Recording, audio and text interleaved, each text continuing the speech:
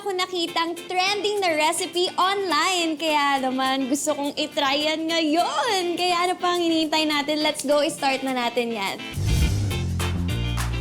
Meron tayong 2 types of cheese. Actually, 3 sila. Mamaya ilalabas natin yon. Meron din tayong butter, bacon, cream, sugar, bread, eggs, and cinnamon. So, ito-transfer lang natin ang ating bacon dito sa ating pan. Ito naman, i-share ko sa inyo, bagong recipe na pwedeng-pwede nyo ring itry sa inyong bahay. So, etong bacon na to, ibe-bake natin siya or kung wala naman kayong oven, pwede nyo rin siya i-pan fry. Let's proceed sa bread.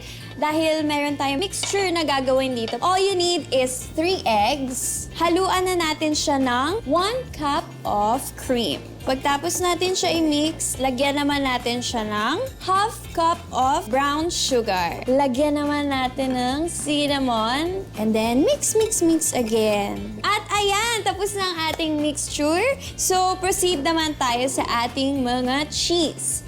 Pero bago yun, sabi ko nga sa inyo, meron akong secret cheese. So, i-grate na natin ang ating cheese. Heat up muna natin itong ating pan. Then, lagyan na natin siya ng butter. Isusok na natin ang ating bread dito sa ating mixture. And then, after natin siya isok, ilagay na natin siya sa pan. Antayin lang natin siya na mag-golden brown. Check din natin yung bacon natin, kung kamusta na yung bacon natin, ano. Ayan, pwede na natin muna siyang baliktarin. Parang bread pa lang, sarap na. Yum, yum. So, ayan, pwede na natin siya lagyan ng ating mga cheese. So, ang ating bacon naman. Then, lagyan na natin yung isa nating bread. I-flip na natin siya.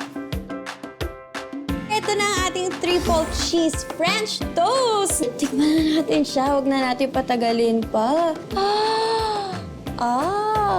Ating cheese. Sobrang sarap na itong trend recipe na to. At madali lang din siyang gawin. Kaya subukan nyo na rin to sa inyong mga bahay dahil super sarap niya. At sa mga mahilig dyan sa cheese, tip ko sa inyo, dagdagan nyo pa ng maraming cheese.